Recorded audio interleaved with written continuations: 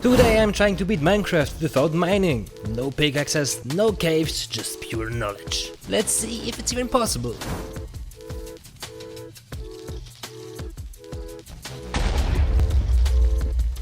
After creating the world, I set off on an adventure to find ships and villages. My first discovery was a shipwreck on the beach, but unfortunately the loot was inaccessible without mining. Wow! Look at this, can't get shit out of it. On the third, I swam into the ocean, accompanied by dolphins, and headed toward the runic portal. There, I looted a chest that revealed a golden sword with fire aspect 1, making it easy to hunt cows for a great food source of instant steak. Continuing my treasure hunt, I found another shipwreck and successfully looted its chests. And I will probably end up dying. Well, I mean taking damage. Next, I came across an ocean ruin, where luck was on my side. So none of you has a trident. All the chests were exposed and easily accessible. I gathered some useful axes for fighting, but the real game changer was a fishing rod, with Luck of the Sea 3. I've got a rod, guys, we win. My plan was to fish for a bow with infinity, so I wouldn't have to gather wood to trade with a fletcher for emeralds and arrows, which was especially challenging without the ability to mine. I continued my search for more loot, starting with a shipwreck and a runic portal. The portal gave me 2 obsidian and some flint, which I needed to craft a flint steel. And I have a flint steel. Look at this, zack, zack. While it was night, I got to land and lured a creeper to explode near a tree, giving me some wood. I used that wood to craft 2 crafting tables. One to keep for later and one for emergencies. After gathering more wood, I crafted myself a shield, a boat and a bucket. I kept looking for a good village, looting more along the way. At one point I wanted to break my boat before going onto land without actually breaking it by hand. In the game, it's possible to break a boat by setting it on fire and then collecting it if it drops in the right direction, or if you grab it before it burns. I thought I could also break it with magma blocks under the ocean, but it didn't work, and my boat got stuck.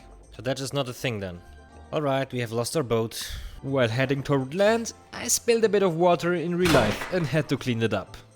I spilled water, guys. But after that, I got back on track and continued my search for the village. While searching for the village, I discovered something important. I could break powdered snow with water, which was a stroke of luck. I'm dead.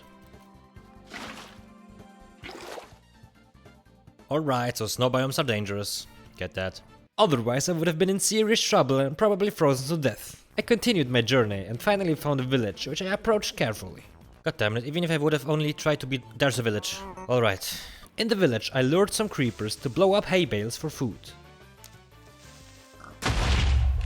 3. Well, at least something. I considered staying there and somehow finding a way to reach a Nether, but then I spotted a second village. With 5 obsidian. Surely we can do something, right? But then he saw a second village. That's where I decided to set up my base, using it as my main source to gather everything I'd need until I could reach the Nether and eventually beat the game. I set up a crafting table in one of the houses and used the chest to store some of my items. Then came the part where I wasted most of my time I've ever spent in a challenge. Fishing. My goal was to fish for an infinity bow, but I didn't know the exact chances. I should have been focused on gathering TNT by luring creepers, using them to blow up trees for wood and crafting more TNT to make the process easier. Trading with fletchers would still have taken time, but definitely less than the hours I spent trying to fish out a bow. During the time I happened to get a mending rod, just a nice bonus really. I got the rod. Mending! Yeah! Infinite consumption. I also caught plenty of food, mainly cod and salmon, but I did manage to fish up a bow with power 5 and punch 2. A bow. A bow. Is it enchanted? Power? Punch. Guys, that's an issue. It wasn't the infinity bow I was hoping for, but hey, it's better than nothing. After gathering enough cobblestone, I crafted a furnace and cooked the fish, which gave me a much needed food supply. With this bow in hand, all I needed were more arrows to feel confident enough to beat the game. I started trading sticks for emeralds with a fletcher, but unfortunately this one didn't offer the arrow trade I needed. So I found another fletcher who had the right trade and finally got my arrows. Because the bow had low durability, I crafted an anvil using the iron I had gathered and repaired it so I could actually make use of its power. Once that was done, I set off to find a spot where I could enter the Nether.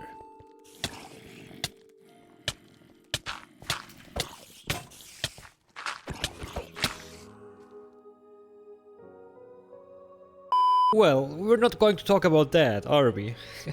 After coming back to collect my items, I finally found a good spot to build a Nether portal. Oh, I found it.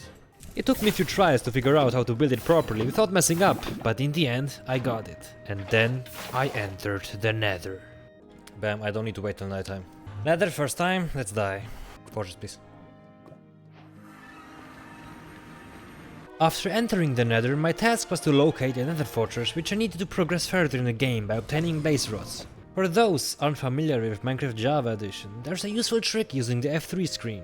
By pressing F3+1 in the newer versions, you can activate a pie chart in the lower right corner of the screen. With a certain combination of key inputs, this chart can provide information on whether a spawner is nearby, which could indicate the presence of a blaze spawner, or if you're unlucky, a magma cube spawner found in a treasure bastion. This trick is often used in Minecraft speedruns, and it involves adjusting the render distance and using chunk borders to track down the spawner as it loads in.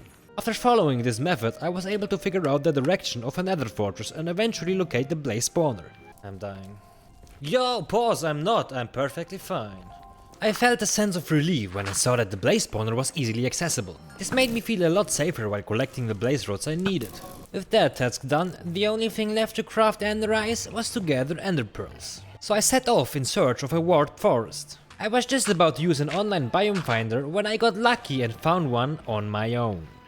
Oh my god, I found a warped forest! Oh my god. Everything went smoothly as I started gathering pearls, at least until some of the creatures decided to get clever.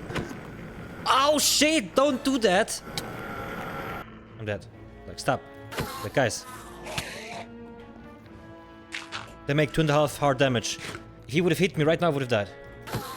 I knew that they could do that, but come on! That's just... I had a heart attack. In the end, I collected enough ender pearls to feel confident. Now all that was left to do was locate the stronghold and dig down to it. But as you can see, this is where the major problem comes in. I can't dig, or mine, or do anything similar. After thinking about it for a while, I discovered a redstone build that didn't require collecting coral. Because, well, that's just not possible for me in this run. Ladies and gentlemen, I present you the TNT duper. Exactly what I needed to save myself the trouble of gathering tons of TNT and exploding them one by one. For this mission I had to gather a lot of resources, and since I couldn't mine them, it made the process much more tedious. One method I used was collecting quartz through explosions. I got one! Of course, I also relied on the usual methods, using creepers and TNT to gather the rest of the materials. The only thing I needed to trade for was redstone dust, which I got from a cleric villager. Luckily I found my old village where I'd set up my base and the cleric was still alive, ready for me to trade for the redstone I needed. Oh, lovely. After gathering all the materials, crafting everything together and packing up what I needed for the journey, it was time to head to the stronghold. On my way to the stronghold, the journey was made much easier thanks to a horse I found, which quickly got me to the stronghold's location. But now guys, here's where I ran into a real problem and had to make a tough choice. The ender eye was pointing into an area surrounded by ocean, and as we all know, TNT and water don't mix well. However, one of the chunks where the eye was pointing was on land, so I had a few options. I could risk it and build the TNT duper right there without checking if the stronghold was actually below me. That would mean gambling hours of work if there was nothing underneath. I'd have to gather all the resources again and waste even more time finding another stronghold. Or I could blow my way in using a different method, but again, we're talking about massive time sink here. Instead, I decided to check in a separate world to see if the stronghold was actually beneath the spot I planned to build the machine. Ha! And to my luck, not only was a stronghold there, but I'd also located the actual portal room itself. Back to the main world and let's get started. Building the machine in the main world was nerve-wracking. One misplaced block and everything could have gone wrong. But after carefully completing the build, I was ready to blast my way through the layers of terrain. Once I reached the portal room, I decided to play it safe again. I opened up the test world to see how I'd spawn into the end. If I were buried in solid blocks, I would have been in serious trouble. Without any TNT, gathering more would have cost me even more time. Luckily I saw that I would spawn buried, but with a small 1x1 gap that I could escape through using a trapdoor to crouch through and slowly build my way to the main island. To be extra cautious, I made preparations in case things went wrong. I left the water bucket and set up an infinite water source outside, just in case I needed to make my way back to the island if I died. But did I actually need to use it? Well, keep watching to find out.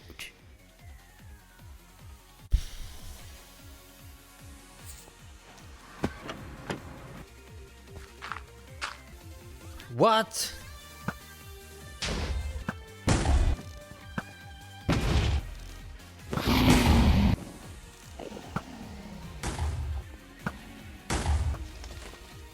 The reason I'm staying here, the reason so the reason I was staying there was so he can't hit me when he leaves. He's way too loud. Did I hit it? Yeah. I killed them all. Nice.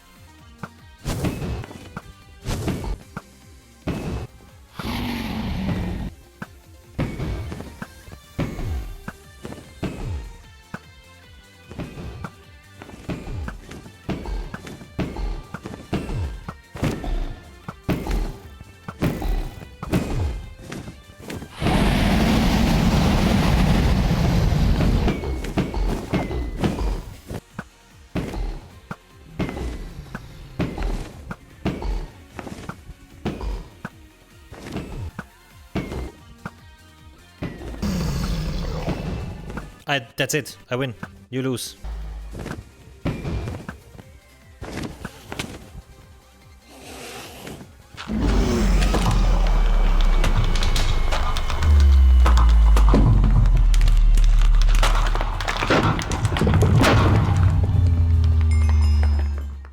And just like that, the Ender Dragon is down and the challenge is officially complete. I've successfully beaten Minecraft without mining a single block. This journey has been full of ups and downs, creative workarounds, close calls and some frustrating moments, but in the end we got it done. Honestly, the challenge pushed me to think outside the box in ways I never expected. It goes to show that even when the usual methods are off limits, there's always another way to overcome the obstacles in Minecraft. Thank you all for sticking with me through the adventure. If you enjoyed this run, make sure to drop a like, subscribe and let me know what other crazy challenges you'd like to see next. I already have one in plan, it's not programmed yet, but you all will see. Until then, keep crafting, stay creative, and I'll see you in the next video. Thanks for watching. Alright guys, this sentence was made by ChatGPT, I'm not using that, I'm sorry. I wouldn't come up with shit like this. This is just way too cringe. Keep crafting, who says that? Whatever. See you around guys.